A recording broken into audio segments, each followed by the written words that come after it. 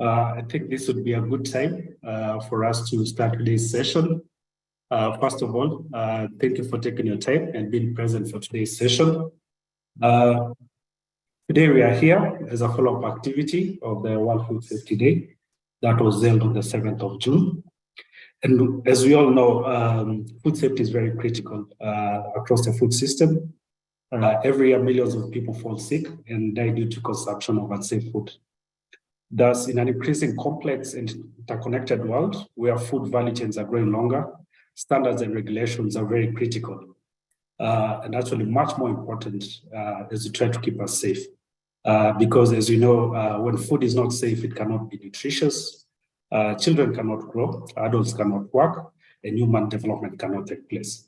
So today, we'll get to learn from our panel of experts who are engaged in the food system and food safety space. So to get us started, I hope this session will be very impactful to you all. It will be an opportunity for all of us as you go there and being champions of food safety to be able to bring forth and advocate for food safety in all our elements. So to get us started, today I would like to introduce our first speaker, Mr. Manasseh Miruka from GAIN, to give us an overview of what GAIN does and what GAIN does specifically with regards to food safety. As I also hand over today's session to our moderator for the day, Madam Mercy Kimalat, who will take us through the session and give us our house rules. So thank you, everybody. Feel free, feel engaged. Feel free to share your questions on the chat, even any reactions, and also introduce yourselves. So thank you so much, and I would like to invite Mr. Miruka take us to today's session with the support of our moderator. So thank you and welcome. Thank you very much, and good morning, everyone, for joining this session. My name is Manasseh Miruka, as Clement has mentioned.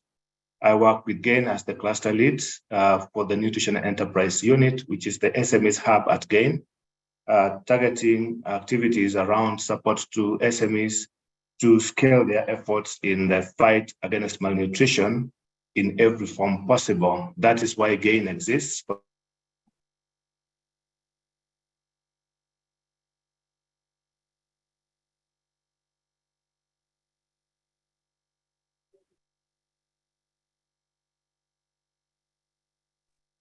Manasseh, sorry, I think you might be frozen.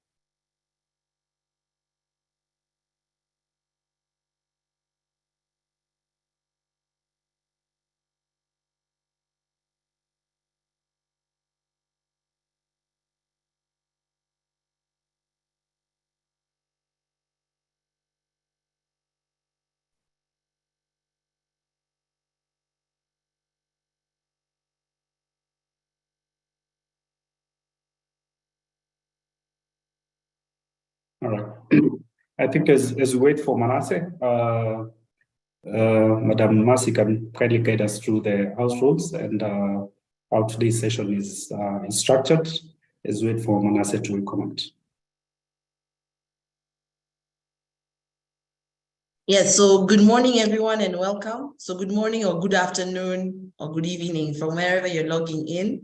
It's really a wonderful Friday, and thank you so much for making your time to be part of this session. So my name is Mercy Kimalat. I'm the CEO for ASEC, which stands for the Association of Startup and SME Enablers of Kenya, which is actually a network organization that's bringing together over 80 entrepreneur support organizations. And so we've been very fortunate to work very closely with Global Alliance Improve Nutrition to also organize this knowledge masterclass session with us. So I think Manasseh is back. Manasseh can give us a thumbs up if you're... I hope you can. Yeah, sorry. So as Manasseh is sorting out the connection issues, yes, so today really is going to be a 90-minute session, and we're going to kick off with 3 parts. So one, we're actually going to hear from Mr. Manasseh Miruka, who's the cluster lead, Nutrition at Impact at Scale program that's being run by GAIN. And then the second bit that we're actually going to deep dive into the real understanding of the policy frameworks, the enabling environment for different countries that actually are championing food safety standards and practices. And for that, we'll also have a Pan-African presentation from 4 countries that are represented here. And then after that, we'll also deep dive into a panel discussion where we really get to understand the nitty-gritty details and even how enterprise support looks like to ensure that food businesses are able to actually have the right practices to help them grow, scale, and also increase their impact.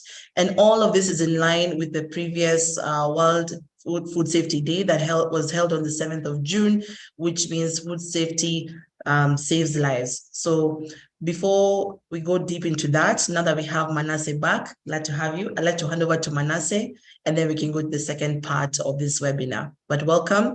And kindly, as house rules, as Clement has mentioned, one, kindly keep your audio on mute. If you can, also you can switch off your video, except for the panelists and the speakers, just to ensure there's enough connectivity and interactivity amongst us.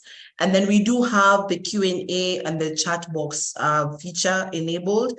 Please do introduce yourself. Use this opportunity to talk about your business or your expertise, provide comments, and let's make it very interactive.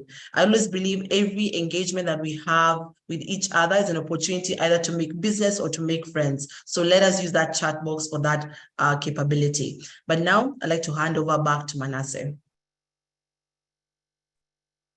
Thank you again, and I hope it is not voice issues that are causing these disruptions every few seconds.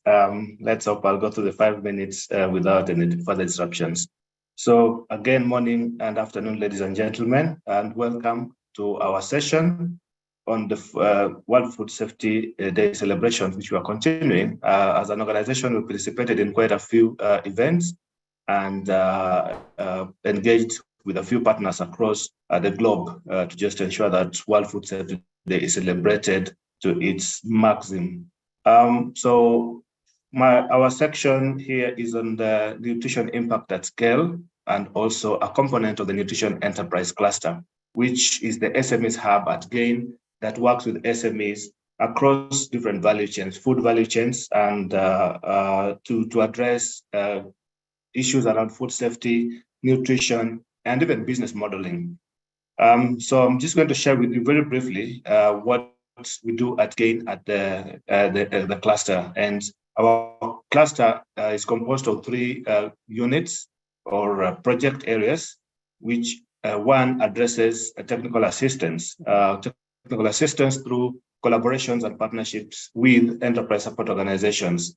So our model here is to work broadly with these organizations based in the 6 countries where we serve, where we have networks in Africa, to scale our efforts to increase knowledge, skills, and tools that enterprise support organizations use to reach to SMEs in their networks to bring the nutrition lens and food safety lens to their operations. So the nutrition impact at scale is one such project area, and it works with partners across several countries. Some of them will be speaking here, so I don't want to introduce them. I'll to preempt the sweetness of their introductions and their presentations. Our second component, which is on the nutritious food financing facility, works to enable access to finance for SMEs in the food and nutrition space. So the food systems really suffers from a lack of funding in many forms, because it is not understood, and of course, because there is also a very big gap, that is required to invest in nutrition. So N3F has been established and is going to work basically with large-scale SMEs in the food systems to help them to create value beyond just producing food, but now to produce safe and nutritious foods. So the support that is given through this project area is one on technical assistance that these SMEs will use to deliver better nutrition and better products. On the other hand, it also provides them with access to several levels of financing, debt finance, which is to equip them to produce effectively. So this could be in the form of investments in capital equipment, and also investments in the process and operations, and most certainly investments in food standardization measures, a factor that our colleagues here will also explain a little bit more. Our third approach to fighting food safety gaps in GAIN is through a convening mechanism called the SUN Business Network. Under the SUN movement, the SUN Business Networks works with SMEs in the food space again to convene them for advocacy purposes and also for skills and technical support, sharing platforms that they will reach out to other food SMEs, and to also obtain access to finance and other elements that are really useful for bringing food and nutrition and food safety to the discussions at both national and global level. So our approach encompasses what we call a community of practice. In a way, we believe that experts exist out there who can discuss food safety, nutrition, investments in food systems. And this community of practice brings together these experts, as well as our partners, the ESOs, the enterprise support organizations, government agencies, and institutions that work on the food systems. We also provide a little bit of research in the areas of food systems or business models for reaching the low-income consumers. So this kind of knowledge sharing is also useful to our enterprise support organizations, because it helps you to understand exactly how or where the businesses can invest and how the businesses can reach the multitude of low-income consumers who are not able to access safe and nutritious foods with their little income. So those areas are the ones that we use as an approach to fight malnutrition on food safety. So we know that food safety is everyone's business, but there's also a big value proposition in food safety. If a business is practicing these measures, then they have a higher value proposition, they have a higher reach, they have a higher impact to access the low-income consumers, and then to build a much safer world for all of us to occupy. Thank you so much, and again, welcome to the session. Over. Thank you so much, Manasseh, for that. And I think just speaking from what you just mentioned about food safety really is actually a big value proposition, not only for the end consumers, because you get access to nutritious and safe foods, but even for businesses and even experts. It's an opportunity to really increase your reach in terms of how many customers you can support, at the same time scaling the impact, not only to the lower end consumers, but even higher up the consumption value chain. So really, thank you so much, Manasseh, for laying that important groundwork and really emphasizing the importance of why we're here today, and even the importance of this session.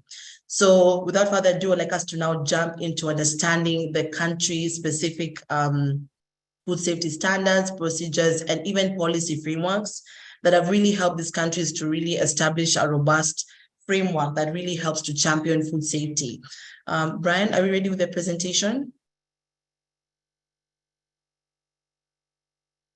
Yes, it's ready. Let me share the screen right now.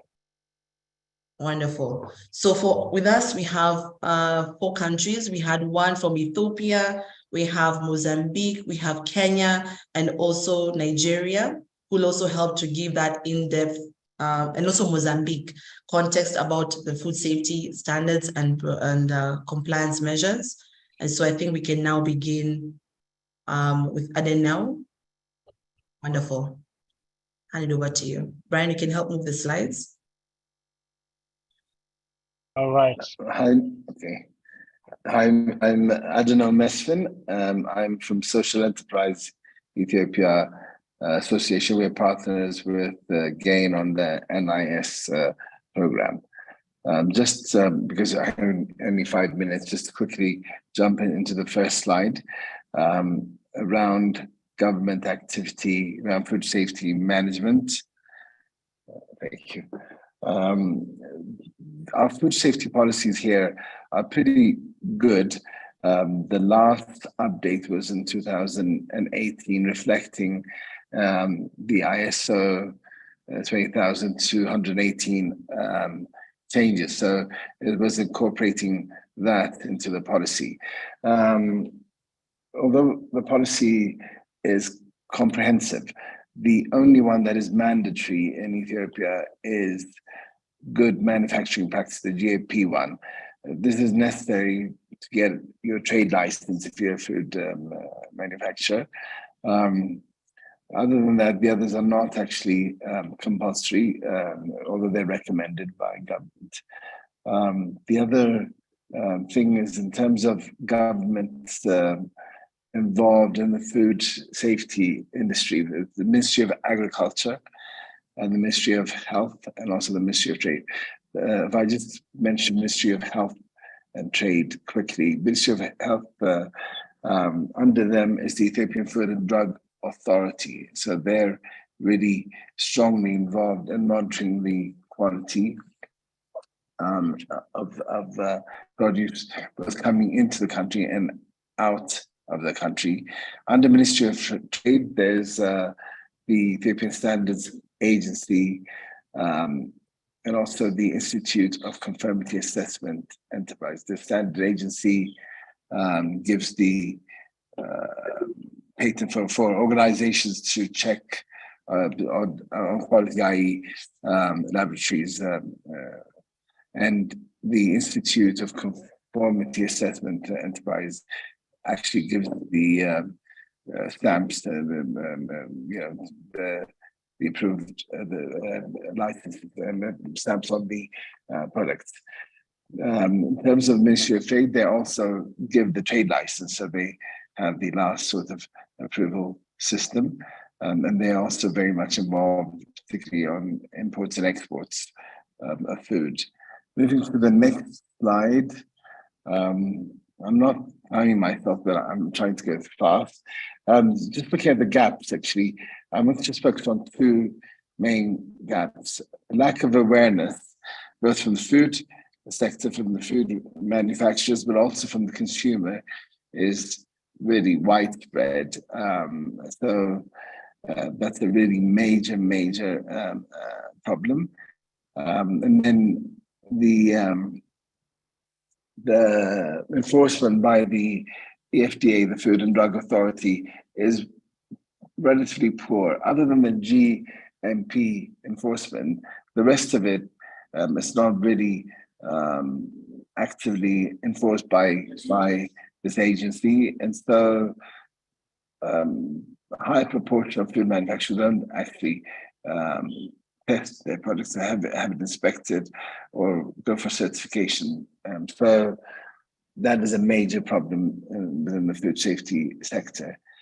Therefore, the next slide and the next the way forward is obviously we really need to get government to start enforcing some of these standards. To be honest, actually, government has taken more and more positive role in terms of enforcement, and also and there's real leanings towards actually ensuring food standards improve and food certification also improve. So we are looking forward to working with them on this. Again, awareness raising both of food safety, the food manufacturers, but also the consumers needs to improve, and we need to work harder, I think, to try and raise both the supply and the demand for better quality food standards and more transparency through that process. And then lastly, our laboratory are improving. Their range of tests that they're providing on food quality are improving, but they still need to improve more because still we're sending some stuff abroad to be tested. So we still need to capacity build primarily in equipment, but also in terms of training of our laboratories in country. Although again, the level and the quality and the breadth of their tests has improved over the past 5 years in particular. Thank you so much. I think Brian was telling me the time's up. We put the slide on. So thank you.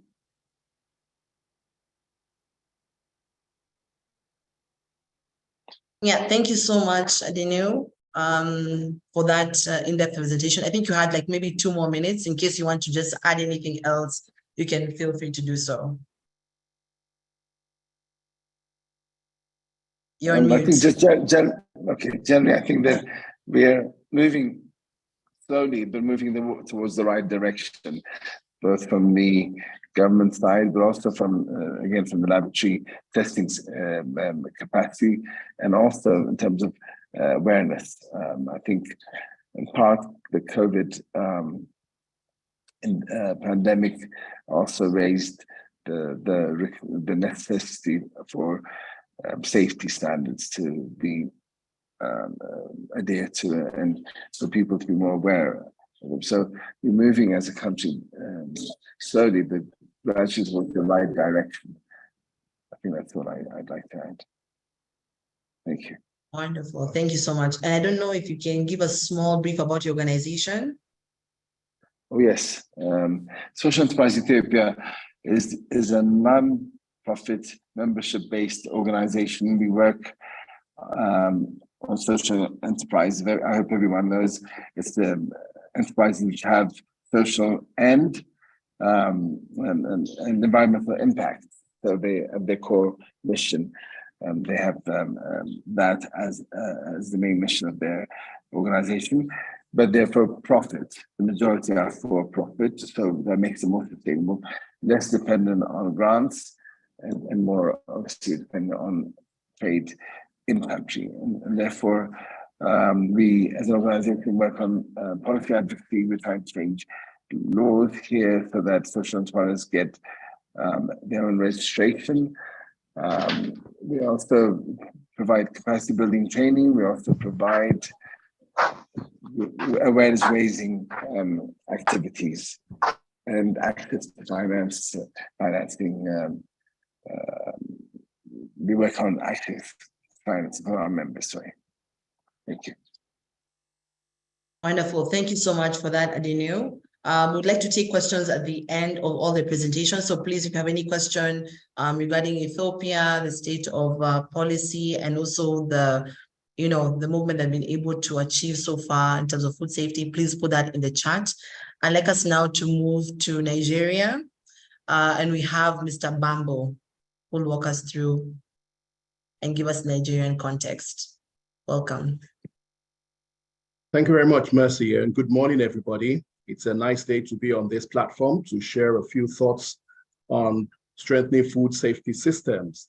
I'm not a food safety expert. I'm Dean of a School of Entrepreneurship, the Faith School of Entrepreneurship, and what we do is help entrepreneurs to start their businesses, to grow their businesses, and to scale the businesses, and then to help them enable succession and sustainability by putting a support blanket around those businesses. We are working with GAIN on their Nutrition Impact at Scale project, and we're just about to finish the first program. And hopefully it will be an engagement that goes on for a few more years to come.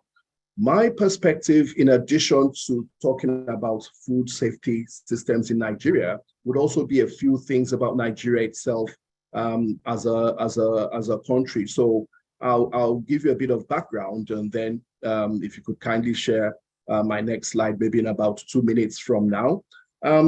So the National Council of Health in Nigeria in the mid-90s directed that we have a food policy in place for hygiene and safety, and that has actually been put together. It's been approved by the council, and it's under review as we speak.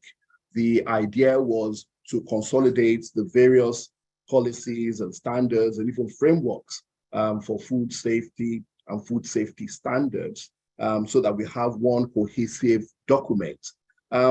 So if you think about it, that this framework, speaking to the national, subnational, and local authorities and laws, will be one that would be robust. Now, if you could go to my first slide, please. Nigeria is an amazing country for a whole number of reasons. And the reason why I've put Nigeria's demographics rather than Nigeria's food and policies on food safety is to explain why my approach is slightly different, because many of the panelists are going to be talking about food safety. I'd like to add an angle to it.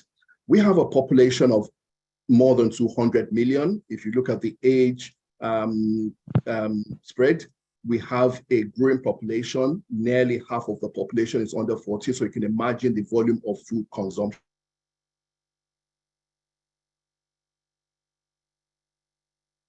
You can also million square kilometers. So we're talking about logistics. We have a power issue. So maintaining food to be hygienic itself is a challenge. We have challenges in the area of road. So transportation of food safely and hygienically is also an issue. We are also a diverse country.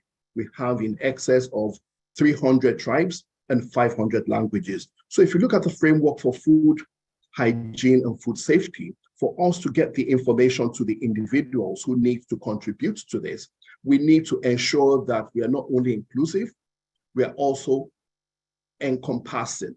Nigeria is not only the largest supplier or producer of cassava, yam, taro, and I believe cowpea, it's probably the 1, 2, or 3 largest producer of things like sorghum and I believe okra and peanut.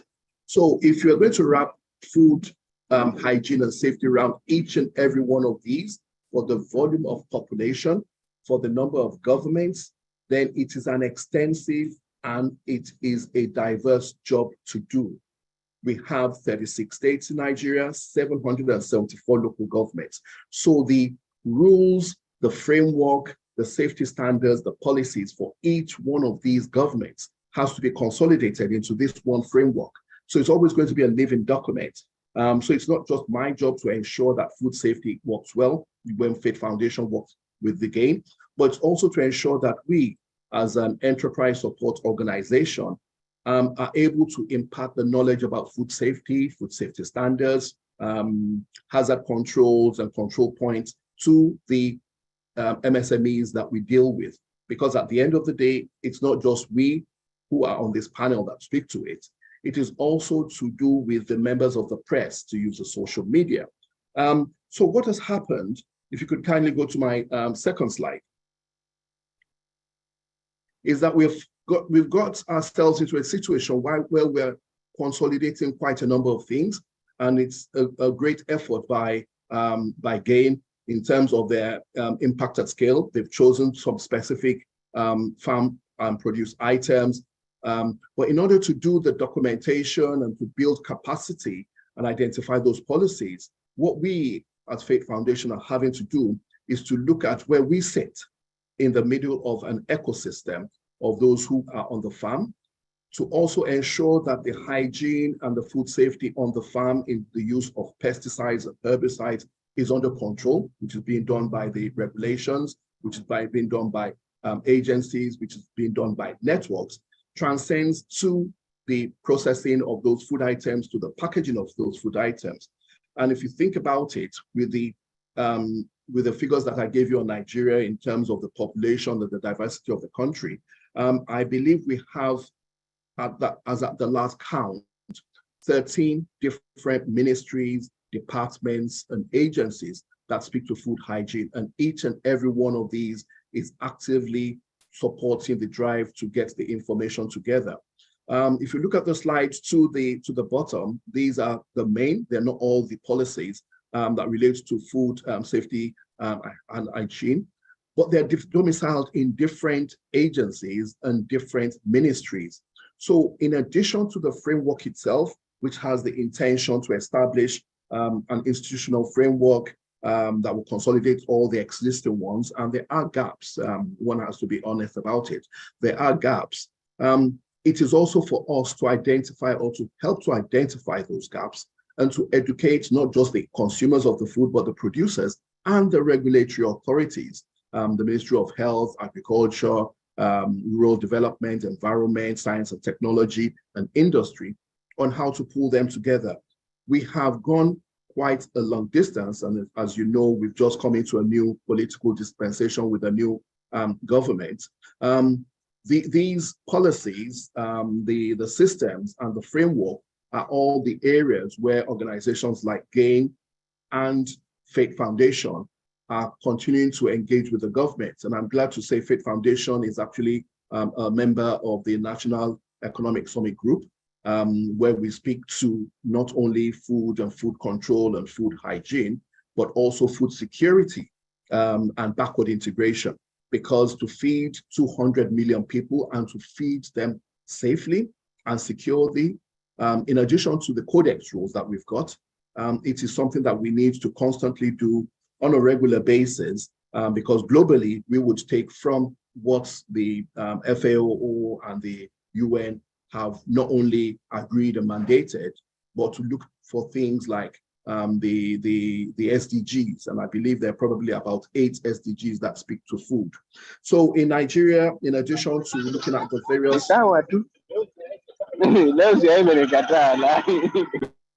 Could you kindly mute if you're not, Bambo, please? Thank you. So in addition to the framework, we're also looking at the various systems that we have in place and the legal framework to ensure that it works. And I'm glad to say that even at the National Assembly level, apologies for that sound, under the flight path of the Lagos airport, we have had 2 new bills passed. One helps those of us in the enterprise area and to those who are in the food production business. It's the business facilitation bill. It's to make sure that there is a basis for legal and institutional framework around what we do as businesses in the area of food, amongst other places. And it's the result of probably about 6 to 8 years of work by the Presidential Council on enabling business, working hand in hand with the National Assembly through an organization called the NASBA, the National Assembly Business Environment Roundtable. I do not know whether I've exited my time because I cannot see a clock, but I'm assuming that since I've not been stopped, I still have 1 or 2 minutes to go. Is that the case, Mercy? Yes, you do. Yeah, okay. That's okay. 2 minutes. Thankfully, this is my my third and final slide. And the reason why I've put this up is so that you can see how it tends to work in terms of the stakeholders. These are not all the stakeholders. It's not comprehensive. It's not conclusive. But to a large extent, the National Agency for Food and the National Agency for Food Control, the Standard Organization of Nigeria, and the Small and Medium Enterprise Development Agency of Nigeria are all regulatory bodies. SMEDAM is slightly different in that it also supports businesses. And in the middle of all this, it is core to what they're supporting is food security systems. So the use of herbicides and pesticides are controlled. The use of any form of additive preservative in the value chain of food from farm to fork is also controlled. And at the other end, you have those who are processing the food, either as the manufacturers, either as a small scale manufacturer, an association of the small and medium businesses, but all farmers. And the last logo bottom right is not to say that that is the only association, it's just to give you an idea that there are many farmer associations. And with us, Faith Foundation, through the Faith School and working with GAIN in the middle, what we try to do is to put a web around both the partners and the stakeholders so that the information with regards food hygiene, food safety, food security is a complete loop, and we help to close that loop. So thank you very much for the opportunity to present. I'm still on the platform, so if you've got any questions afterwards, I hope I can speak to them and answer them. Thank you very much. No, thank you so much, Bambo. And you're bringing out very important elements, and also for sure, I'm seeing a lot of similarities, but also areas of learning. You know, there's a need for definitely having a multi-stakeholder approach, and that's why it's important not only for the development sector to work in silo, but also to plug into the national government priorities, use existing frameworks and existing policies and also practices to just be able to scale that impact. But like what you rightly mentioned, there's still a little more there's a need for more work to be done there to really scale that impact to the level that actually we can say it's at minimum. But really, thank you so much for that presentation from Nigeria. So I'd like us to now move into Kenya, and we'll have Frederick take us through that. And as Frederick is coming on, please use the chat box. If you have any questions, specifically on each of the countries, please put them on the chat and we'll have them addressed soon enough. Thank you. Frederick, over to you. Good morning, good afternoon, ladies and gentlemen. My name is Frederick Angenda, founder of entrepreneurship support organization based in Kenya, known as Business Acceleration for Young Entrepreneurs. We are an entrepreneurship support organization working in the agri-food space, supporting startups and SMEs to scale and grow their business. Amongst the entities that we support are food business operators, majorly those who are doing processing of different food products. And also part of our obligation is to ensure that we support the food startups, food operating businesses to observe and adhere to the different food safety standards and policies that we have across the country. And to be able to achieve that, we not only work alone single-handedly, but through partnership with the different state departments, implementing non-governmental organization and the private sector. So moving forward into giving us a contextual framework in the next slide of the landscape of food safety in Kenya. At the moment, Kenya is, I would want to say, is at an advanced level in terms of policy formulation. In place, we already, for the food safety legal and institutional frameworks, Kenya has over 34 pieces of legislation, 8 of which are majorly, policies around food safety, and 26 of them are acts of parliament. So these acts of parliament and policies cut across different segments of the food systems, and with the view of trying to ensure that there is enough regulation, the food business operators are able to attain the different food safety requirements, and also ensuring that the food systems within which we operate fulfill and observe the food safety requirements that are put in place. And one of the major policies that we have in Kenya is the National Food Safety Policy of 2021. And this is a policy that focuses on trying to ensure that there is adherence, regulation, and to an extent, of course, ensure that the standards and control measures are been put in place. So on matters of ensuring there is mark of quality on different products that we have, there are specific areas that as an entrepreneurship support organization we focus on. One of them being the product standards. So when we look at specifically the products that the agri-food processors are handling in terms of ensuring that they deliver quality products is the product standards. So every product has different standards of requirements that they're supposed to meet, and the certification also that comes with that.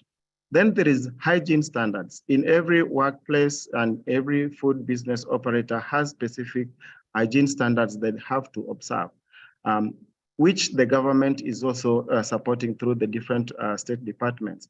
Then we also have food testing services to ensure that the number of food business operators across the country are able to deliver on good food quality.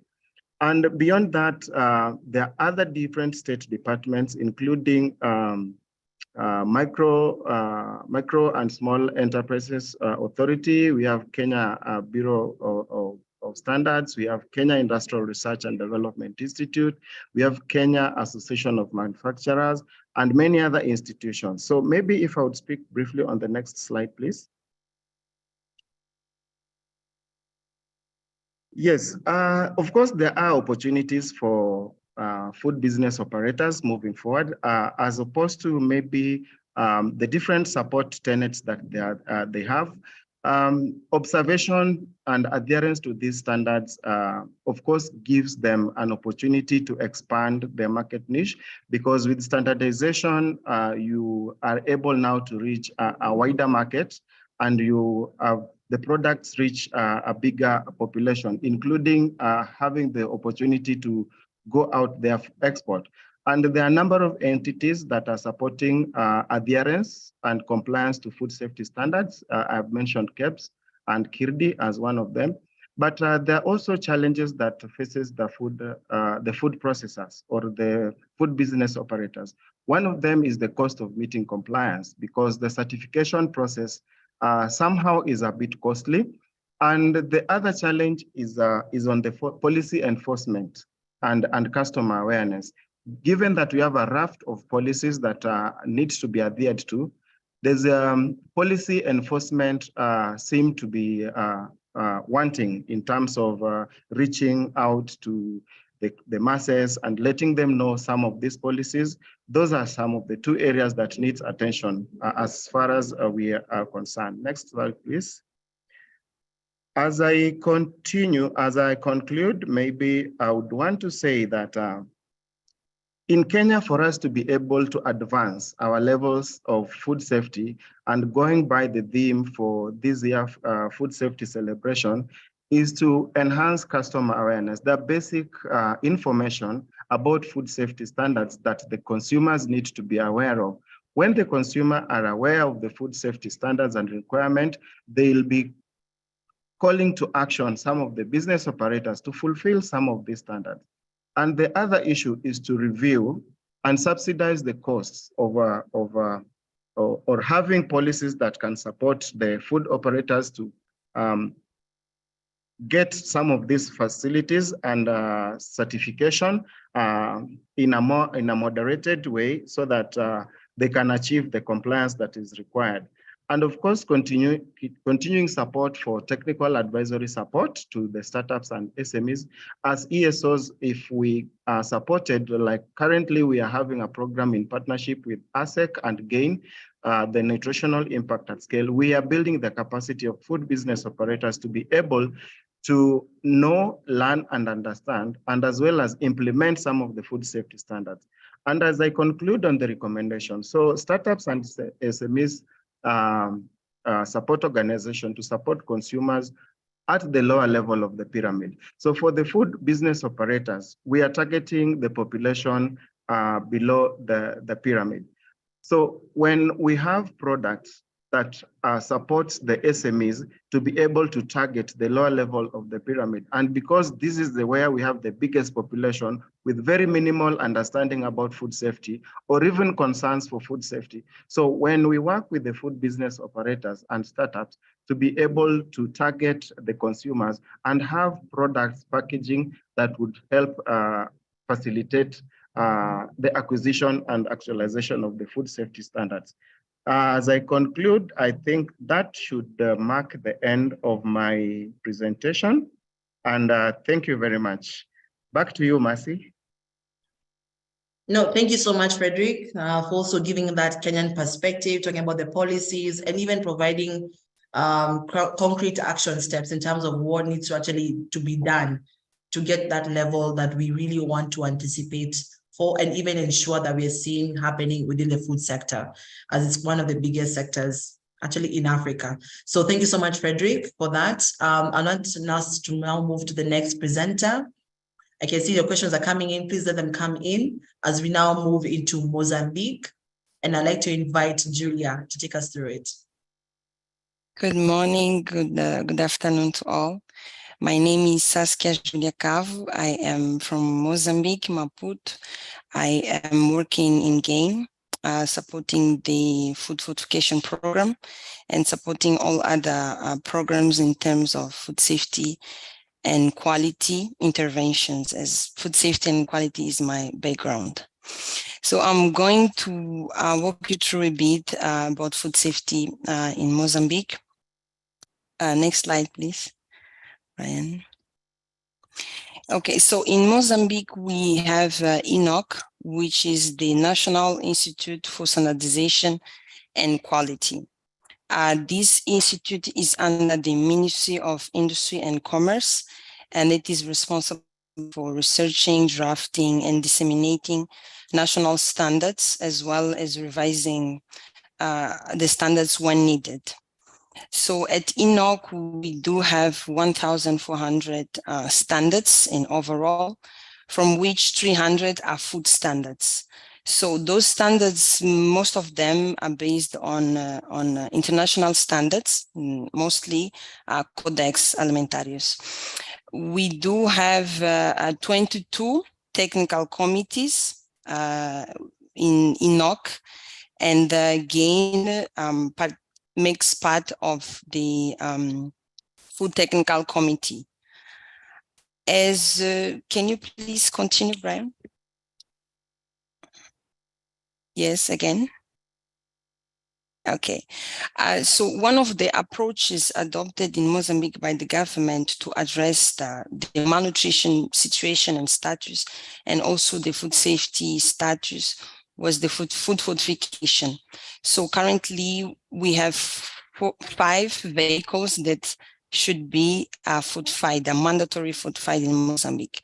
We have sugar, we have wheat flour, we have maize flour, we have edible oil, and we have salt, iodized salt. So currently we are discussing at the Food Technical Committee in INOC the approval of fortified rice. This is one vehicle that was brought by one of our big industries producing rice, that there is a need to have a standard guiding on how to fortify rice. So we have some examples of standards that are being used in Mozambique, such as Standard 4054, General Principles of Food Hygiene, Standard 393, HACCP. We have Standard 22,000, Food Safety Management System. So those are one of the examples we have of standards related to food safety and good practices. So as mentioned by Manasseh at the beginning of our meeting, NIS is also in Mozambique, and we are supporting some SMEs, specifically in Manica and Teti, 25 SMEs each province, to improve their best practices of production. So for that, we are working in partnership with the IPEM, which is the Institute for Promotion of Small and Medium Enterprises. This institute is also under the Ministry and Commerce, and they are supporting us with the improvement of those best practices. So this will include technical assistance, B2B mentorship, improvement of business models. And so IPEM has the objective, the main objective is to encourage the implementation, consolidation, and development of small enterprises. Next slide, please. Yes, about compliance for food businesses. What we realized when visiting those SMEs in the provinces is that they are not using, this is one of our challenges in terms of standardization. They are not using food standards when producing, when distributing, when transporting their goods. So we think there is a need of continued dissemination of the standards, because INOC is working with other government institutions and ministries, and also other international partners such as GAIN, but there is a need to continue disseminating those standards, because sometimes they don't know there are standards to be followed, or they don't know where to find the standards, or they think sometimes it's very expensive to buy some standards. So there is still a lot to do with this, with those SMEs. So in consequence, those SMEs, they cannot supply their products, their services to government programs, for example, such as school feeding, because their products are not in compliance with what is required. They cannot supply their products to emergencies, to supermarkets, big supermarkets or formal markets, because their products are not compliant. So they supply to informal markets until now. So this means the hygiene and quality practices of those SMEs are still to be improved, and this is where we are working with those SMEs. So the compliance of food national standards will open doors for international markets. As soon as they start complying with food standards, this will open doors for them. We do have INAI, which is the inspection body in Mozambique. They also have a role in inspectioning the industries, those SMEs. So we think the standards, because they are based on international standards, sometimes they can be a bit heavy for the SMEs to digest and to use as guidelines, as daily guidelines for production. So one of the ideas we had is that we can create a kind of a minimum standard so the SMEs can follow. They are going to be very easier for them to use and to improve the food safety and good practices. Next slide, please. So in GAIN, we, apart from nutrition impact for scale, we do have other projects that are working directly to improve the nutrition state, the food safety, current situation in Mozambique. One of the examples I'm bringing here is one of the projects we have is the improvement of market infrastructures in Cabo Delgado after the cyclone we had at the north and the terrorism. We are building and rebuilding markets in Cabo Delgado to improve the food safety. We are also improving the nutrition status of young girls in Nampula using Hemodemos. We are also working on the improvement of consumption of animal source food, mainly for the BOP population. So apart from ENOC, which is the standardization body, we do have CETSAN. CETSAN is the Food and Nutrition Security Technical Secretariat. This institute is working not only with all the governments in all what concerns food safety and quality and security, but they are also coordinating all those food and nutrition interventions across the country with the ministries, government, and all the partners. One of the examples I mentioned before is the school feeding and all the nutrition campaigns. CETSAN is the one who oversees all those interventions in country. So CETSAN ensures and coordinates the promotion of food and nutrition security interventions in Mozambique. Currently, CETSAN is working on the update of the third food and nutrition security security strategy. So this means we have done a lot, but there is still a lot to do. So saying that, I thank you for your attention. Thank you. Yes, thank you so much, Saskia. I think that was very in-depth, and for sure, everyone has to be involved in food safety, and really commendable work in terms of improving on the standards and, you know, continuous awareness and creation on that. So thank you so much for giving us the perspective of Mozambique, and, you know, representing also the Southern region as well in the conversation. Great. So I can see some questions have come in. Because of time, what we'll do is I will have the panel discussion which is now the third component of this knowledge masterclass. And I hope you really have appreciated us giving you an in-depth analysis of each country and also understanding the context, because it does feed into the World Food Safety Day, which is more on food safety standards saves lives. So please continue sending your questions in, and we'll have them accumulated at the end. And so as we begin our panel discussion, allow me just to give you a bit of background on even why this is important. So food safety really is everyone's business, and it's actually the business that makes up the food systems that are cornerstone for providing safe food. So today's food systems are increasingly more global, they're diverse, and they are even becoming more complex, which is involving an array of different businesses from subsistence farming to multinational food companies. Everybody eats, even on the panel today, and even in the audience, we all eat. Therefore, we have to rely on local and global food systems. With the myriad or different type of foods and the different ingredients that are being used in our foods, how then do we ensure that it's safe for consumption, at the same time also ensuring we are protecting the environment where we are sourcing the food from? So thinking about agri-circularity, thinking about how we manage our waste, those are some of the discussions that we'll be bringing forth in this discussion.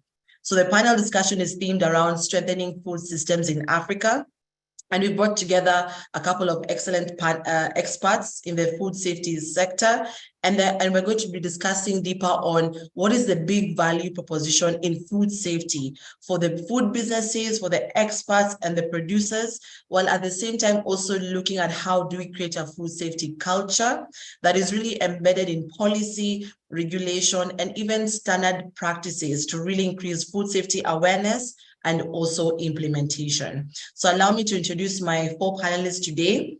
And as you come on, you can also turn on your camera. So we have Manasseh Miruka, who's a cluster lead at GAIN, and he's a business development specialist whose purpose is to mentor and help entrepreneurs and innovators tap into opportunities which help them identify the right customer for the product and services, while at the same time also building the right business model for the customer. He's worked with global organizations such as UNDP Kenya, Euromonitor, Wadhwani Operating Foundation, and also the World Bank project that has that implemented the Kenya Industry and Entrepreneurship Program. And as well as that, he's also providing strategic leadership to the Nutrition Enterprise Unit of GAIN.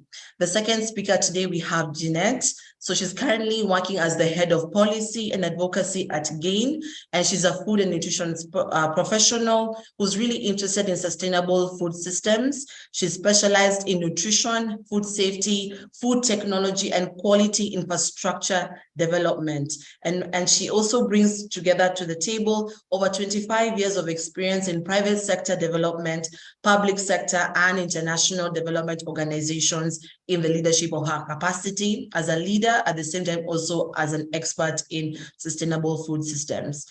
And finally, and the third speaker today we have is Dr. John Kinyuru, who's a food safety expert with specialization in sustainable food systems. He's currently the deputy executive director at the African Institute for Capacity Development, where he's leading capacity building programs in agriculture, food, and nutrition in Africa. And also we have Stella Otaro, who she's a food safety consultant with a background in food science and technology. She brings over 15 years of experience working with a diverse range of SMEs across Africa in implementing food safety and quality standards.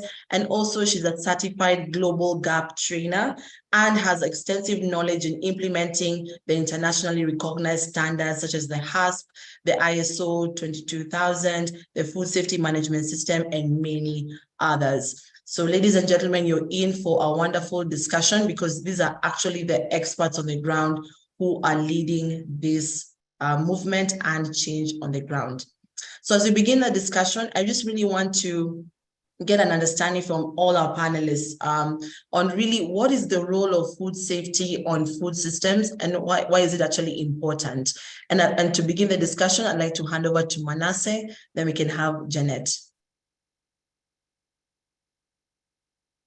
Thank you again, Mercy, for that great question. As we've said, food safety is everyone's business. And as we are putting it again, it's a value proposition for every business.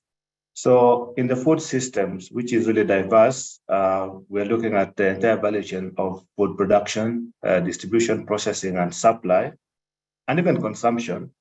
We seek to embed food safety at every stage of that process.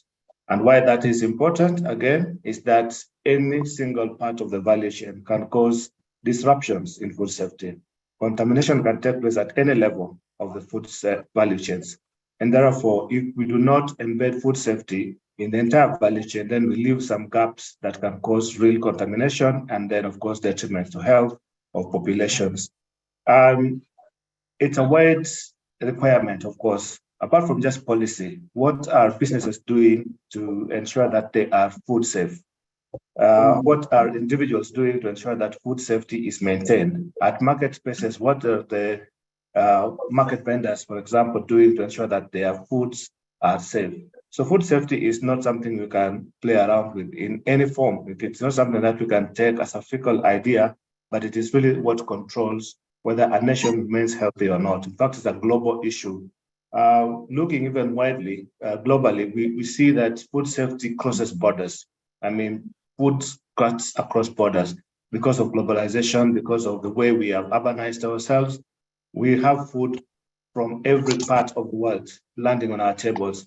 If you see what's happening, for example, right now with Ukraine and Russia, that war has created a lot of food safety, gaps, even in Africa. Why is this happening? Because if we do not rely on our own processes to create sufficient food and also to make sure that these foods are safe, then we're going to rely on imports that are not really certified by our country. So we really need to have a process that both provides surveillance of food safety, imports, distribution, supply, and consumption. And at home, it's really your responsibility as a consumer to ensure that you take care of food before you consume it. And once you consumed it, you make sure that it is disposed of properly, because it can also become a poisonous element in the environment. So there are so many ways that food safety plays an important role in the food systems. Thank you. Thank you, Jeanette. Okay, thank you, Mercy. As said by the Nasi, the main component of food system includes food supply chain. It starts from the input, production, processing, distribution, and consumption. Along all this value chain, food safety plays a key role. In each step, food safety needs to be ensured. If food safety is missed at one of the value chain, the result will be unsafe food. The food system influences diets, which influence in turn human health and development outcome. If we take from the health perspective, the goal of food system is in providing safe and nutritious food, which ultimately provide healthy outcome of economic outcome as well as nutrition outcome. So if food safety is embedded in the food system properly, the result will be delivering the food system goal will be achieved, and healthy and safe food the food system can deliver healthy and safe food. After all, if food is not safe, it is not food.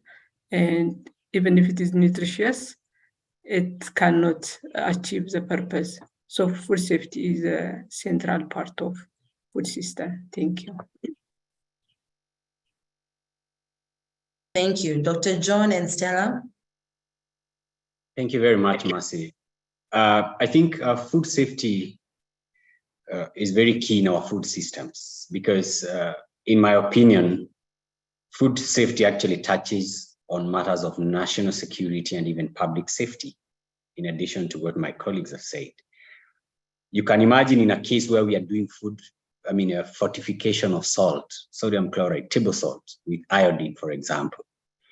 And somewhere along the process of fortification, someone puts a harmful chemical in the process. And you have the whole country consuming a batch of sodium chloride salt, which has a chemical that is harmful. You actually cause chaos to the whole nation, to the whole population, and globally, right? So when you talk of food safety, you are really looking at actually ensuring that you're enhancing national security, you're enhancing public safety, you're enhancing public health, because food is really a weapon that can reach everybody at an instance. If you look at wars all over the world, some of the heavily guarded places are the places where they are producing food, they are producing their water, because at a small dose of a harmful substance, then you can simply contribute to disruptions throughout our population. So to me, I think it's very important that we enhance food safety in our food systems as a matter of national security and public safety. Thank you. Thank you for that. And Stella? In just one sentence. Yeah. Thank you, Mercy, and the panelists who've gone before me. I agree with them, and according to WHO, actually, unsafe food causes over 200 diseases. Eating unsafe food results to illnesses, and actually 1 out of 10 people fall ill after eating contaminated food. So I agree with Dr. Kinyuru that food safety is very, very important in the food systems, because it will prevent illnesses, and also it will enhance the quality and nutrition value of the food that you're producing. And in turn, these will also open new markets, international markets, more market access, and of course, a healthy working population. Thank you, Mercy. No, thank you so much, Stella, for that. And just tying in with what you mentioned about nutrition. So looking at, it's not important just to have food being available for the consumers, but how do you also connect it with nutrition? Manasseh, could you also give us an insight to that?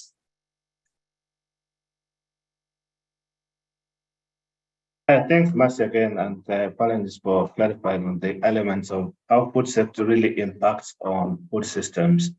I think Gene has said nutritious food is not necessarily safe food, and safe food is definitely not necessarily nutritious. So those are two ideas that need to be conjoined, because food has to be safe and nutritious at the same time to provide adequate health on diets. So for us to improve diets, of course, we have to have safe and nutritious foods. So that's the clearest link between food safety and nutrition, that if it is nutritious and it is safe, then it improves diets, which is really the goal of GAIN in all our efforts of working with the partners, of working across ecosystems to build an enabling environment where food safety doesn't just become, again, a conversation, but becomes a practice. And it's a practice that is now taken back into identifying what is nutritious and identifying what are the missing micronutrients in our foods, and how do we input that? And as we're doing that processing, how do we maintain safety? So when we do that, it's a real a process that builds a healthier food system and creates healthier diets across the board. Thank you. Thank you for that, Manasseh. And just building on that, looking at healthy diets equals to healthy population that is implementing that. So I have a question for Dr. Kinyuru. Looking at even how you mentioned about food safety really is a national priority and also needs to be taken into very serious consideration. Now, linking this with the food safety management systems and even the ISO standards that even our previous colleagues had mentioned in their presentations from the different countries, why are those standards really important? And what are really the challenges that businesses are facing in implementing these standards back into their businesses? Thanks, Mercy, again. I think to start from probably where my colleagues have stopped, first thing is protecting consumer health and trust is very important. And that is why we put these food safety management systems. They could be ISO standards, they could be BRC, they could be there are many other standards out there that deal with food safety in one way or another. So the first and foremost thing is actually, we need to protect consumer health. We need to build consumer trust, because food is really, it can lead to a lot of foodborne illnesses. So one of the reasons why we put these same food safety systems across is to ensure that our consumers are healthy, our consumers are safe, because for us to continue building or leading productive lives, we need to be healthy. So we must make sure that our people are not, the population is not sick. We must make sure that we are not jeopardizing health in one way or another. Because a jeopardized health means reduced productivity, means utilizing resources for treatment and medication, instead of focusing on more productive things that could develop oneself and develop a country.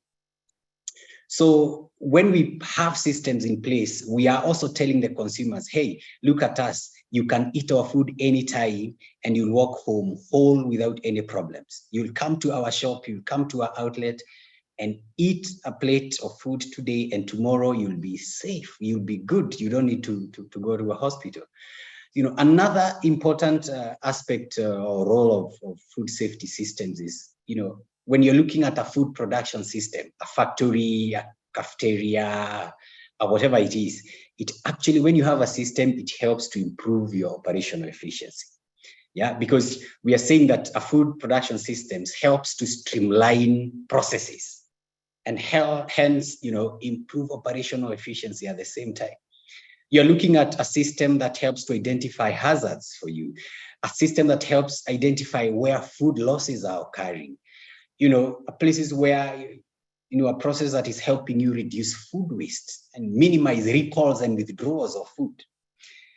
You can imagine you having to recall all the lunches you have prepared because you realize that there is something wrong with it. It's contaminated, or it's smelling bad, or it has some wrong a chemical that got into it, So it helps improve operational efficiency of your food business as much as possible. But also at the same time, it helps to facilitate market. You can be able to not just sell to the local community, but you can even take your produce further and further. Some markets out there actually demand that you must have specific certifications. And that's one of the drivers for going for certifications, because you want to sell to a population, to a certain jurisdiction. They say, well, you must have this kind of certification before we buy from you. So that helps you access market. In Kenya, for example, if you have a logo on your brand saying we are ISO certified, ISO 22000 certified, that raises some confidence, and I want to buy that product from you. Yeah, there are many roles, but there are also a lot of challenges that come with that, and especially for the food businesses. You realize that you don't have to be a food safety expert to start a business. Food businesses are started by entrepreneurs. Someone who has the money to start a business, they do business plans, they get resources, they get people to help them put up. Not people who necessarily are aware of food safety, or they have the knowledge, or they have the expertise. Right? So you find that implementing food safety management system in some of our food businesses becomes a challenge. Yeah. So there is therefore need to keep supporting our enterprises so that they know that food safety is important. Yes, it's not just about producing kilos and tons of food, but it's also important to make sure you are producing nutritious food, but also safe food. So our entrepreneurs have to be reminded or trained that, well, you need experts within your facility to help you manage the food safety aspects of your food business. But of course, the other challenge is that comes with resource constraints. Implementing some of these food standards is very expensive. Even the least good manufacturing practices, for example, ensuring personnel's cleanliness or hygiene, sanitation, etc., that comes with a cost, right? I can tell you, if I'm an entrepreneur and I'm to be asked, I would produce my food anywhere as long as it goes out. But then we have to put infrastructure in place and say, well, if you must produce a flour, it must be produced in these conditions. This is the kind of cleanliness we are looking for. The kind of staff you have must have, some certifications showing they're healthy. You must have a way of disposing your waste. These practices, but they require resources, and we are constrained. So sometimes it becomes a challenge. Sometimes also changing culture. You've come and I've established my business, and you're coming here to tell me I need to be cleaner, I need to package this way, I need to improve my process flow, I need to know where I source my vegetables because, to avoid pesticides and etc.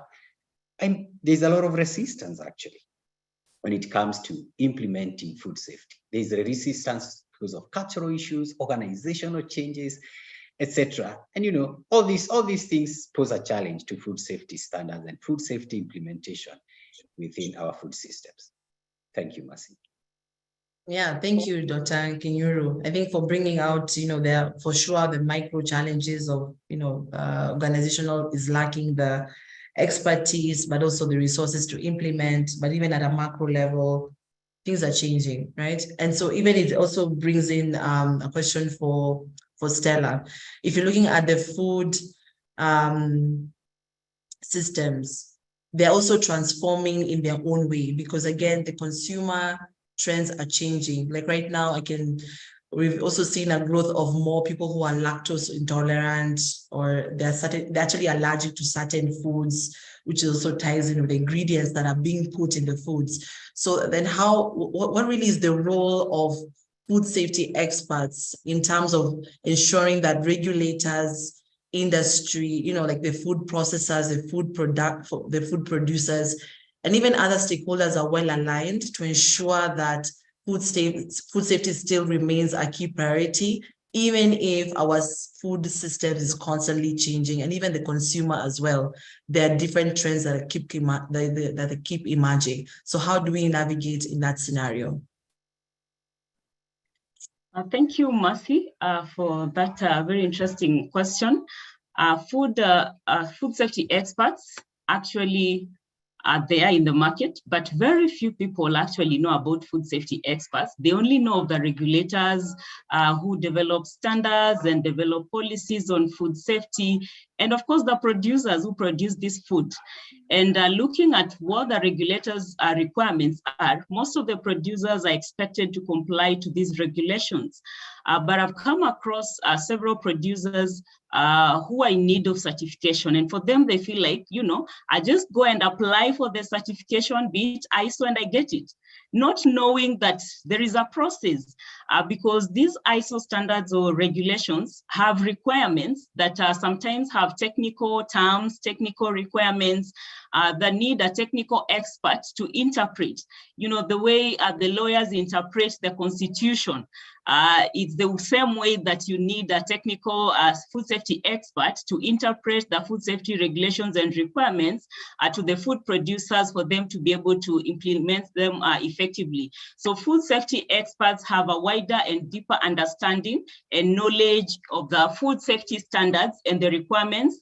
And what we do, one, we support the producers by developing and designing training materials, and also coming up with training programs that will help bridge that knowledge gap between what the regulator needs and what the producer is expected to do. And in these trainings, we have different types of trainings, because if you look at one organization, we have the top management, we have the middle-level managers, and we have the lower-level employees. So if you're training as a technical expert, we ensure that all these categories of employees and in an organization are able to meet their requirements with regards to food safety. So the way you train a top manager is not the same way we'll train a lower level employees. So coming down, because most of the lower level employees are the ones who actually hands-on implementing these food safety systems. And I met recently, last year, I had a training in Dar es Salaam, Tanzania. And in this particular company, I did a top management training on a food safety management system. I trained the middle level managers and also trained the lower level employees.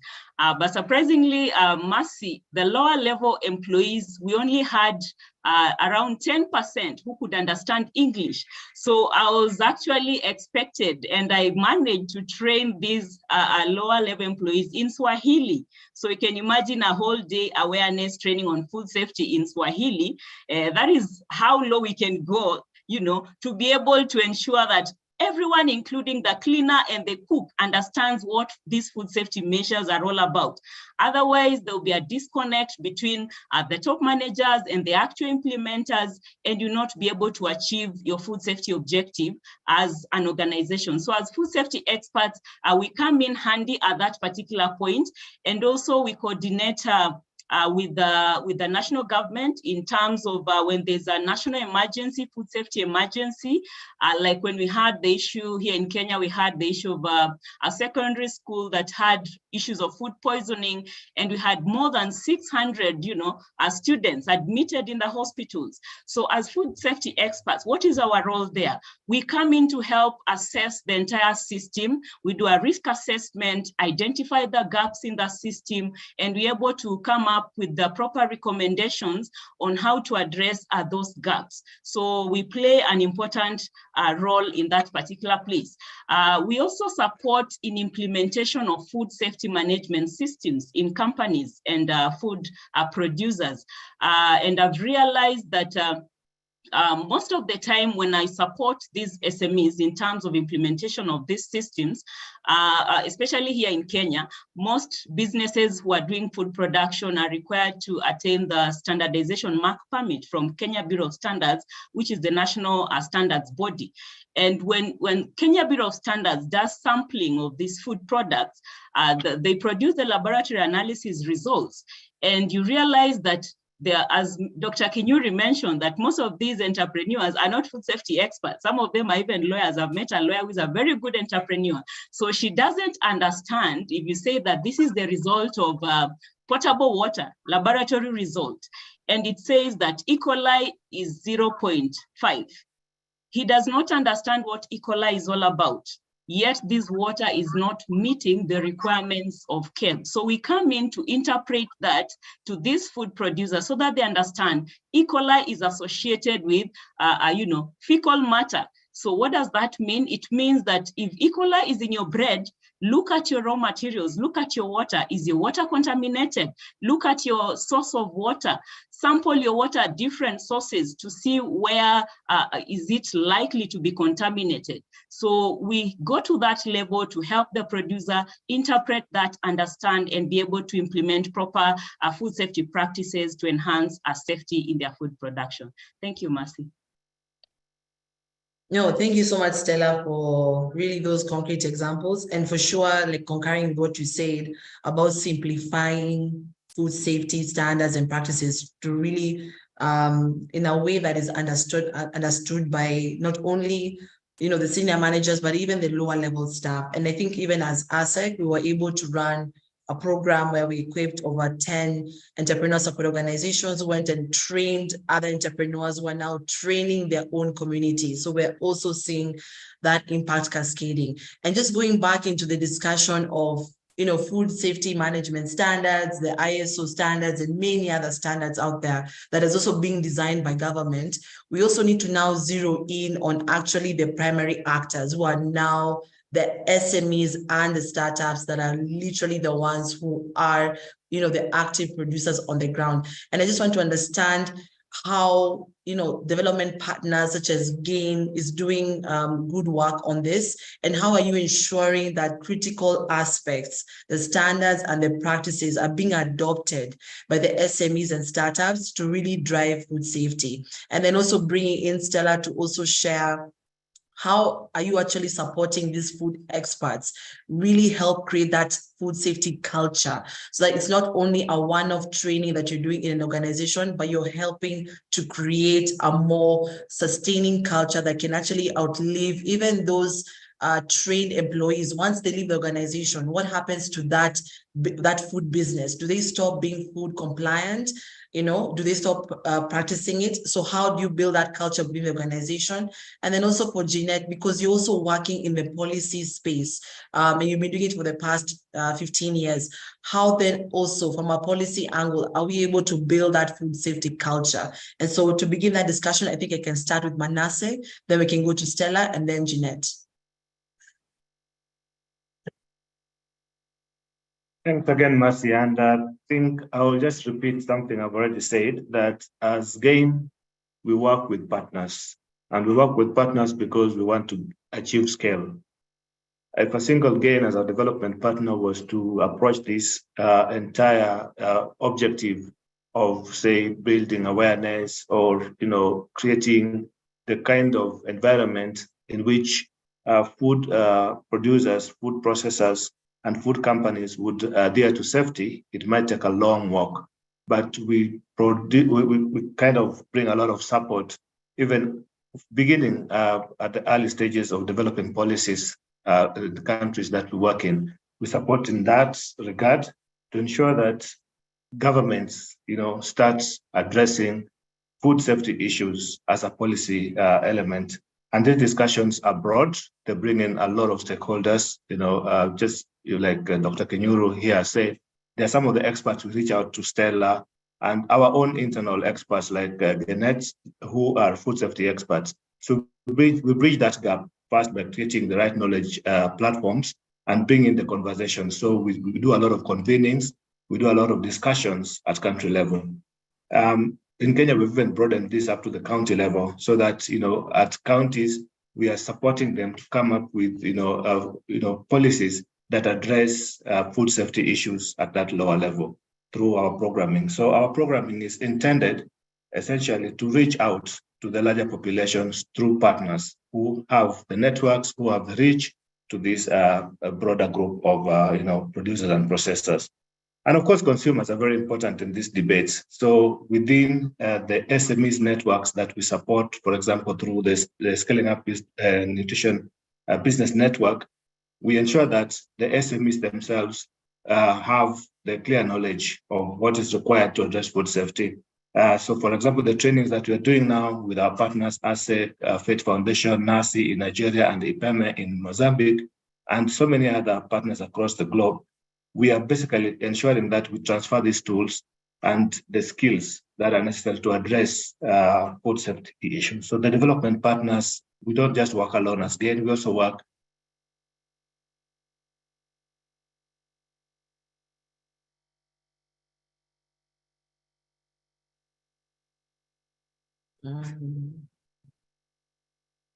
I think Manasseh are you back?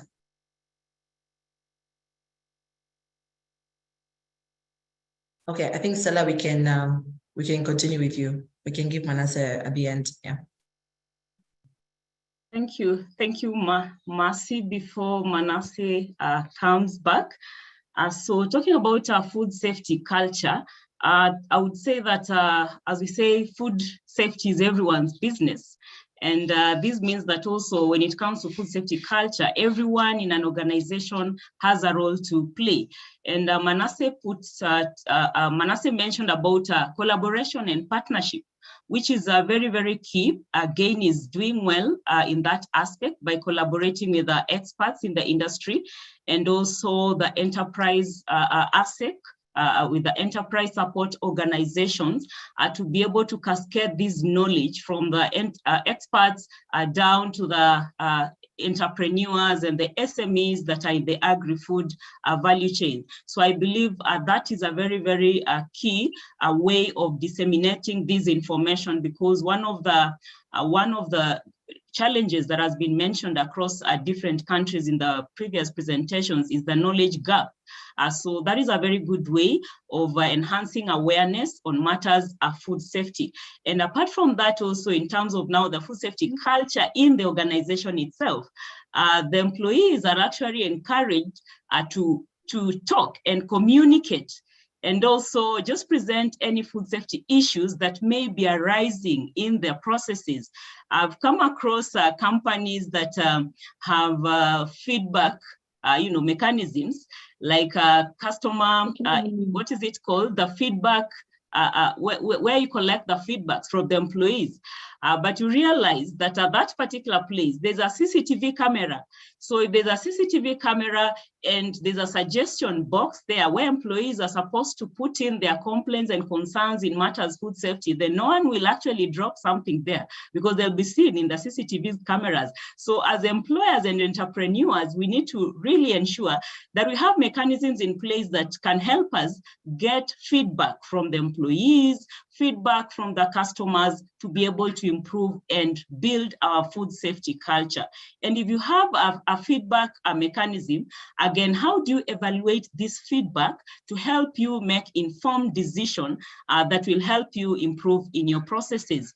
Have a committee, a food safety committee, and a team leader that will help you address that and ensure that you also have a technical expert on board to help you break down those issues that are a bit technical to be able to still achieve food safety and build your culture. And apart from that, also the top management's commitment to food safety is very key. Commitment through coming up with strategies related to food safety, because you can have a budget for your business, but have you factored in food safety? What is your budget towards food safety? I know we have budgets on marketing and budgets on other various aspects of the business, but do we ever budget for food safety? Food for thought for the entrepreneurs. Please factor in that so that we can improve on our food safety cultures. Thank you. Mercy, back to you. Thank you, Jeanette. Thanks, Mercy. While it's very important to support the SME and new startup in implementing food safety by developing their capacity, as well as increasing their awareness to integrate food safety standards from sourcing, on processing, distributing, handling, packaging, etc.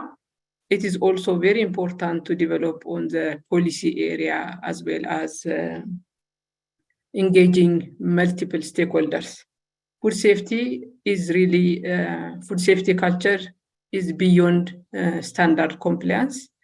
It requires commitment. This commitment can be obtained by having common goals. There are, at national level, there are a lot of players or a lot of stakeholders who have a stake and responsibility to contribute toward this food safety. So those stakeholders need to come together and have common goal.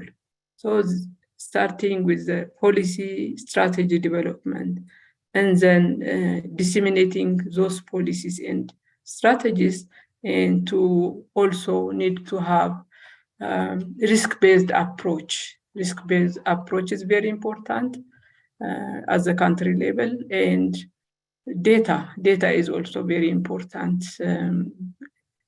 Each country needs to have its own data on food safety hazards and other related issues. So having those together will improve and facilitate the food safety system at the country level. Thank you. Over.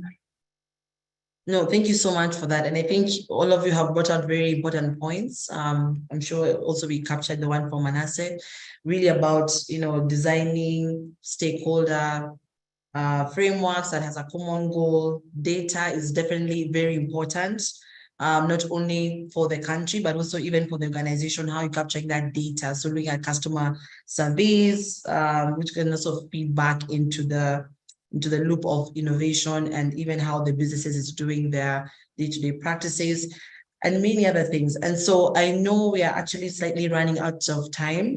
So I just want to give another 5 minutes where we can at least address a few questions that have come through. So one of them we have is from Ezra.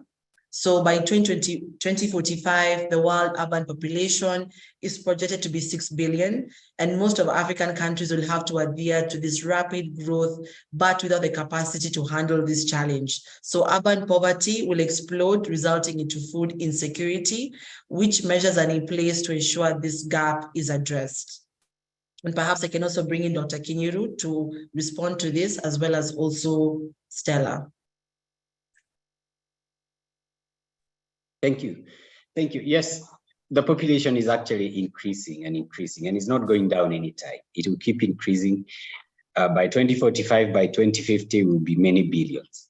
And all these people need to be fed, right? Urban population is projected to actually increase. So we have, as food experts or key players in the food system, we must look for ways of feeding these people. We must feed the many billions of people.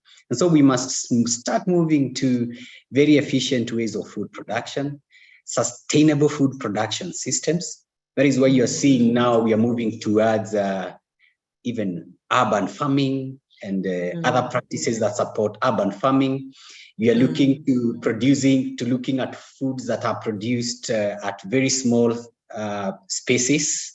We are looking at technologies where now you're not just producing food on the lower levels or on the ground, but you're also doing multi-storied gardens and farms. You are looking at animals for food that are using very little space and consuming little food, like edible insects, for example. Production of microalgae and others, because these are taking very little space. They're taking less effort in terms of money and time to implement them, but they're also having little impact on the climate, climate effect. Yeah. So we must look, the key word here is sustainable food production.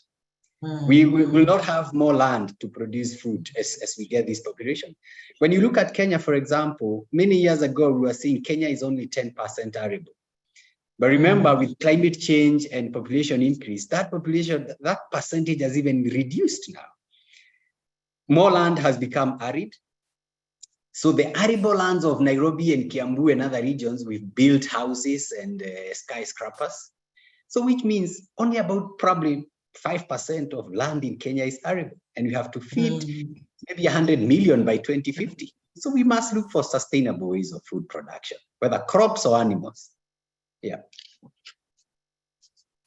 Yeah, thank you for that. And I think maybe just also to add on to that, there's a saying, necessity really is the mother of invention. So even when with those challenges that come, borrowing from what Dr. Kinyuru has mentioned, we have to also be innovative in how we do our agricultural production and processing. So there's definitely also an opportunity there to be tapped into when that population grows.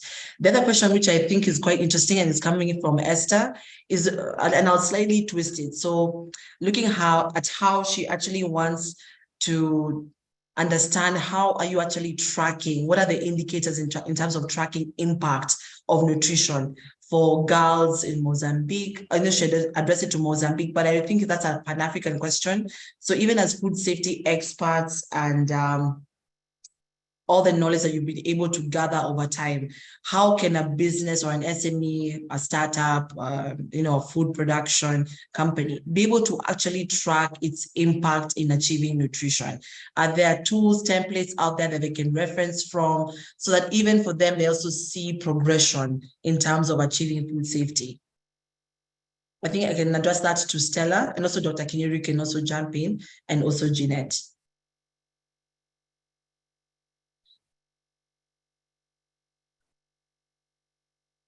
Stella, are you still there?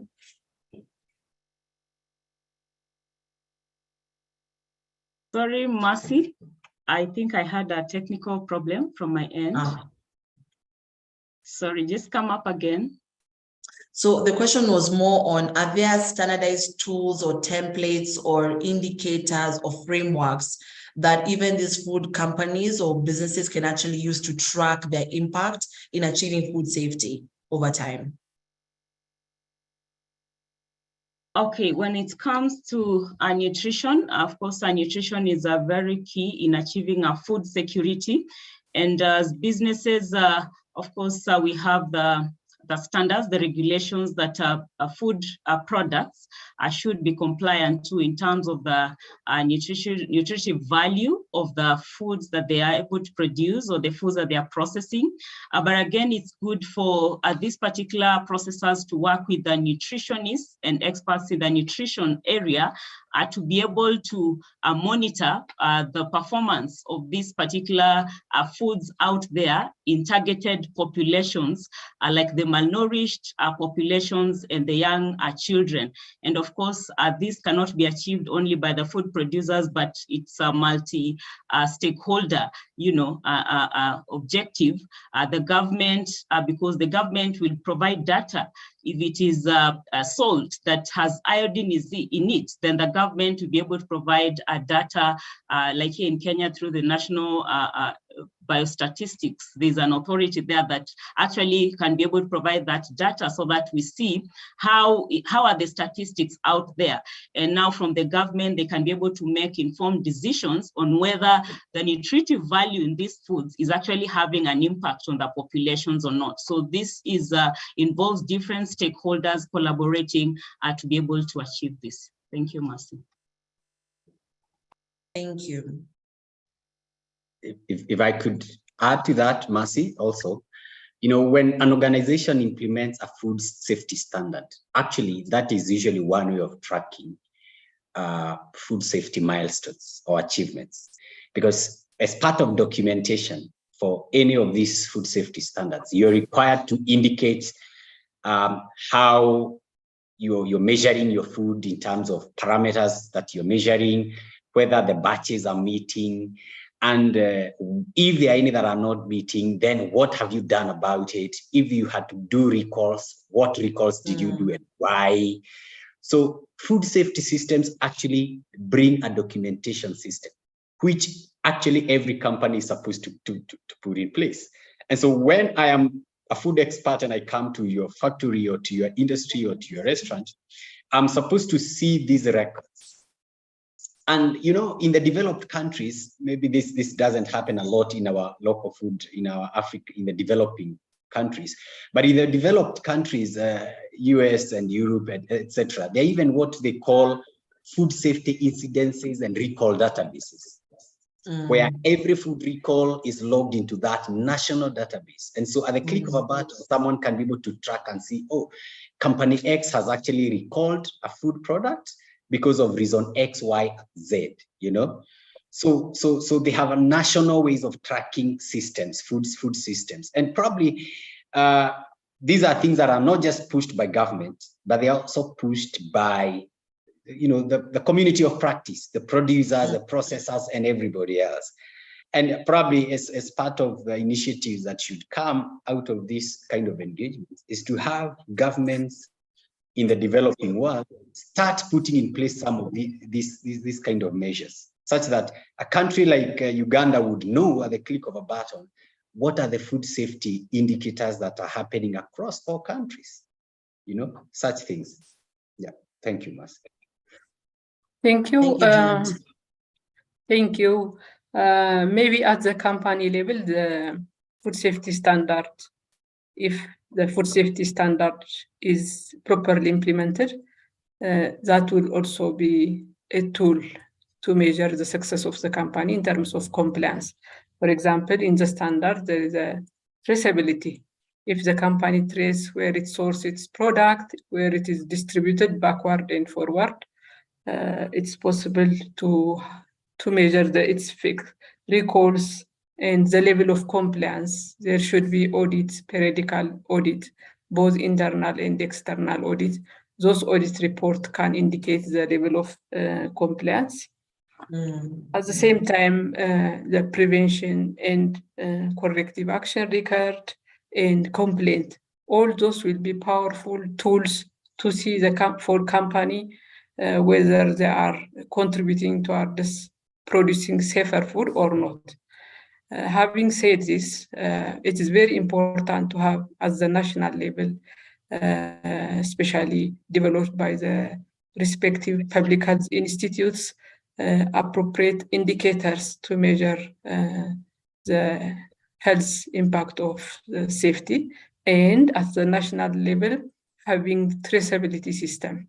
Without having traceability system, it might be difficult even to monitor. So all these things should come together. Thank you. Over. Thank you so much for that. And I think now that we have Manasseh, Manasseh can answer the final question on post-harvest losses. How do you manage that, and what are some of the recommendations? Thank you, Matthew. And of course, just a quick addition on that element of indicators. There are a couple of tools also that GAIN has developed. One of them is called the Enabling Business to Advance Nutrition Index, EBANI. This is a tool that measures nutrition improvements across various parameters and across policies, fortification, for example, promoting special, procurement processes, even financial support to nutrition. So those indicators can be measured at country level. There are about 22 of them that are within the EBANI framework. So a number of countries across Africa have attempted to share these commitments. On the other hand, of course, we also have what the SBN considers as commitments by SMEs to measure nutrition in their products and processes. So these are also tools that we have across our networks. So your last question, of course, now brings us to understanding what post-harvest loss management can do to improve nutrition. I'll just say to improve nutrition. Post-harvest loss basically talking about retaining the value of the food or the produce for longer, maybe creating a longer shelf life. If it is, of these perishable products, most of them vegetables and horticultural products. How do we extend that, and what do we do even as producers or as SMEs to create that value proposition for extending the shelf life of foods that are produced in the farms? So we have some tools that we use, of course, directly. Can just talk about simple elements, the simple technologies that can be adopted by SMEs, such as solar drying models, freezing, or what we call pot and pot kind of storage facilities. It is a model of storage that creates the right environment for the produce to stay longer, to remain fresh for a longer time. So we do have lots of interactions or interventions. As again, we do training for post-harvest loss management to SMEs directly and also through our partners.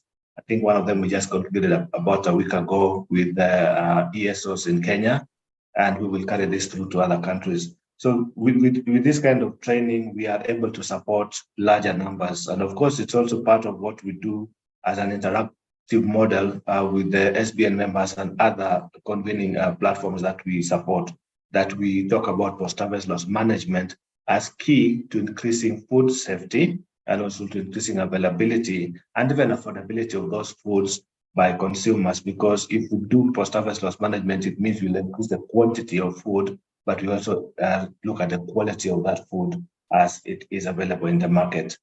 So that's in a way our approach to supporting to address post-harvest loss management across various food value chains. Thank you. Thank you for that. Ladies and gentlemen, this discussion is really, it's quite interesting. And I think also my audience also concurs, and there's a lot to discuss for sure. Allow me just to pause our discussion there for today and to really give a big thank you to all our panelists and also our speakers who've really given us a lot of insights and practical tools, as well as also giving an action for ecosystem building and ecosystem work in terms of creating this systemic culture change that we actually need to have, because at the end of the day, food is everyone's business. We all have to eat. So just as a recap of the key things I've been able to discuss on is, one, there's definitely a big value proposition when it comes to food safety. So not only are we talking about making food being accessible to the consumers, but also embedding a nutritional lens to it. And that becomes a new business model for some of the food processors, but also even for the food experts to tap into. Even as a consumer, looking at how do we build that trust, at the same time also ensuring health for the larger population. That becomes a national priority, and that ties in also with the national priorities and agenda. Because if you're looking at a productive workforce, then for sure we can increase the number of different businesses that can even be created and also supported. And that also leads into embedding the right food safety standards and systems to increase efficiency. And that also leads to a larger production of food being produced and even perhaps being exported, which again goes back into generating value for the national government of each country. And that becomes a big value proposition to be tapped into. There's also a need for really having standards being anchored within the national different agencies or government bodies to ensure we're tracking data over time to be able to see how actually the population is faring in terms of nutritional value. At the same time, also being able to have a traceability system to track how this food is being produced and how it's actually being ended up on the plate of the consumer. And so with all of this, there's need for a multi-stakeholder approach and collaboration. And that's why we brought different countries and different experts to come in and really also talk about this. And I'm really happy to see that there's actually alignment in terms of how we can ensure that food safety is a concern for every single business, but also even for the government agencies, even for the ones who are doing the supply chain and many other actors that are part of the food ecosystem as well. So I'd like to say a big thank you to all my panelists and my speakers who have been able to really give their time and also share practical insights. A big thank you also to the audience for being here until now. We really appreciate you. And for sure, for some of the questions that have not been answered, we will send you an email with a follow-up on the responses for that. And also a big thank you to the entire GAIN team who are also working in the background to ensure that this event takes place. Also a big thank you to my team at ASEC for ensuring that we are also able to pull in the network to come in and also listen in. And, you know, thank you also to the different people who have gone before us to actually implement the standards and ensure that, you know, we have something that we are working from. So we're not really starting from ground zero, but we're just building up on what is already existing. So thank you so much, everyone, and have a lovely afternoon. But before we go, Clement, would you like to also give a closing remark as well? But thank you so much. I've been a moderator for this session. My name is Mercy Kimalat, and really let us continue to champion food safety in every area that we are part of and also any interaction that we engage in. So thank you so much and have a lovely afternoon. Let me hand over to Clement. All right. Thank you, Mercy. Thank you all our speakers, all our panelists, all our participants. This session was quite insightful. We'll be having a series of other sessions. We'll keep you on the loop. Through the registration to be able to get your emails. And through our work as Nutrition Impact at Scale, we continue to provide, disseminate knowledge and learnings, looking at business development, nutrition enhancement, and business efficiency. So feel free to reach out to us. Again, it's very social. Our communication team is here. They'll be able to share you the links to follow our upcoming activities. And feel free to engage us. And we look forward to engaging further more with you. Hopefully, we might be able to do something around post-harvest loss management in the coming months, be able to reach out to you on that. And also, after we equip these businesses with this knowledge, are we able to provide avenues where we can get investments actually in the work that we do? So we'll be also having masterclasses on investing in nutrition. So feel free to reach out to us, engage to us, and thank you so much, and have a lovely Friday. Thank you. Thank you.